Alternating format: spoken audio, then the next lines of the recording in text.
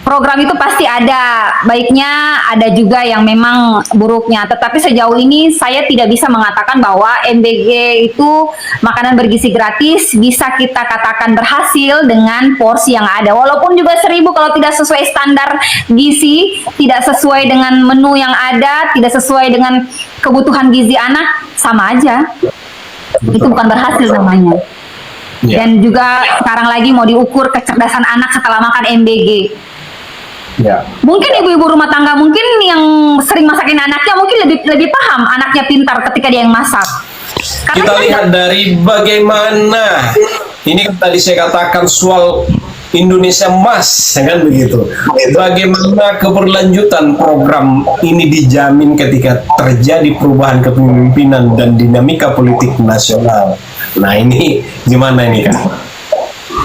Ya, ini kayaknya menarik juga ya. Banyak yang ini MBG lanjut apa enggak. Ya, kalau saya melihat sih, kita ini kan melihat setiap pergantian rezim itu kan pasti ada program baru ya. Dan saya melihat sih ketika rezimnya itu masih orang yang memerintah, masih orang yang sama, ya mungkin akan seperti itu.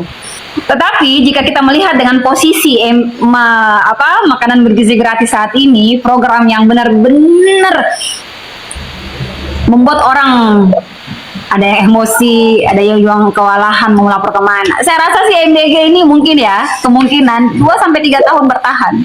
Saya rasa sih 5 tahun itu tidak sampai dengan posisi sekarang, karena terlalu banyak anggaran yang terbuang dengan adanya makanan bergizi gratis ini.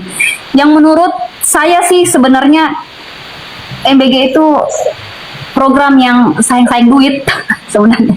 Anggaran terbuang lebih banyak, dan kalau hanya menghidupkan pengusaha-pengusaha, hanya menghidupkan program yang baik jika dijalankan dengan yang baik sesuai sasaran. Tetapi jika tidak sesuai peta dan sasaran, ya mungkin bisa saya katakan bahwa ini program yang membuang anggaran, karena MBG ini sangat memotong banyak anggaran pendidikan, kesehatan. Padahal kita ketahui bersama banyak pendidikan, orang itu harus sekolah.